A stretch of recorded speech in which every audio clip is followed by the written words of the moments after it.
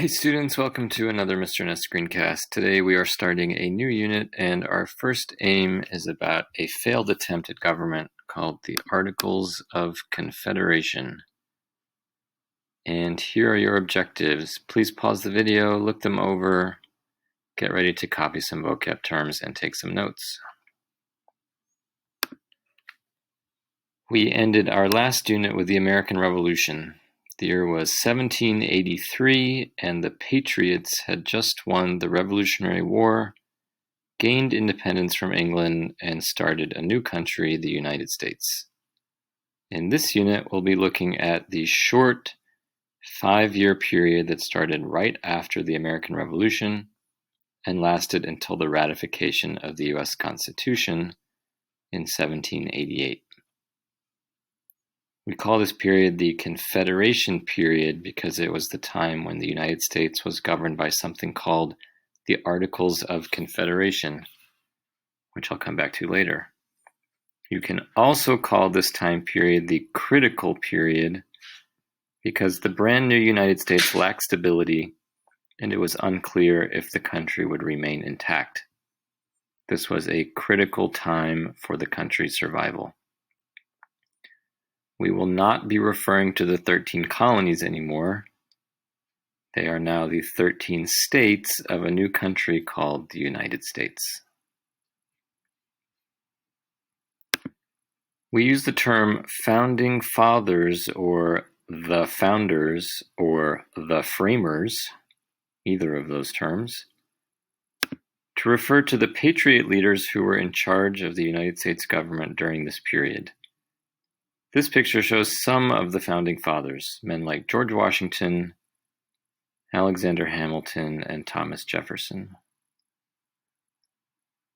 After the Revolution, the founding fathers faced the task of creating a constitution for the new country. A constitution is a written set of rules that a country's government follows. It's kind of like a manual for how the government will operate. It says how laws are made, how the leader is chosen, what leaders can do and what they cannot do. It's the rules of government. For the founding fathers, or the framers, the difficulty was creating a constitution that could successfully unite all 13 states. You probably remember that the 13 colonies had many differences during the colonial era, and the states after independence were also very different from one another.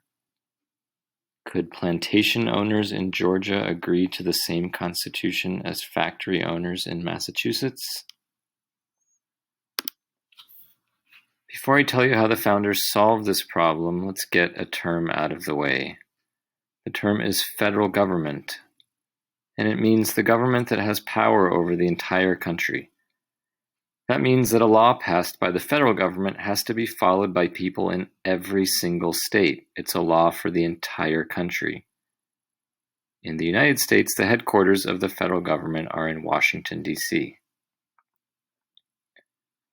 So here's the dilemma the founding fathers faced when they tried to make a constitution. They needed to create a powerful federal government because without one, the United States wouldn't be united. It would just be a bunch of different states, with each state acting like its own country. At the same time, they didn't want to create a federal government that was too powerful.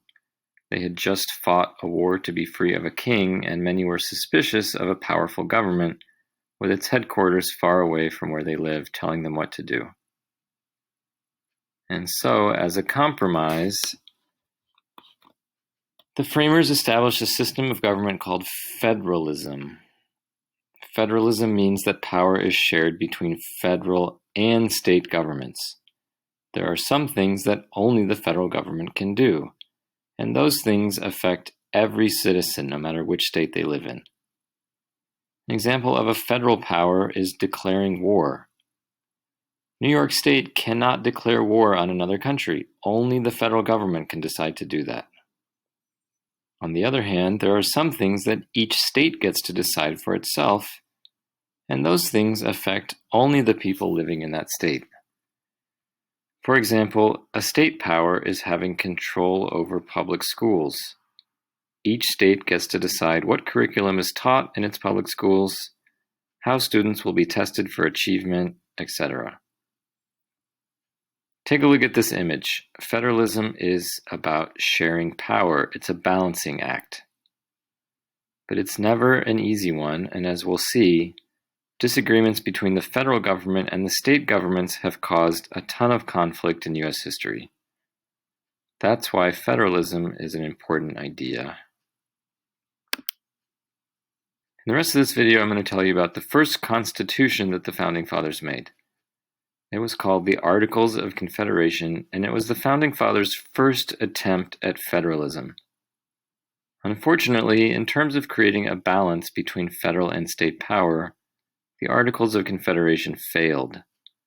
It caused a lot of problems, and just 5 years after it was written, the framers decided that it needed to be replaced by a different constitution.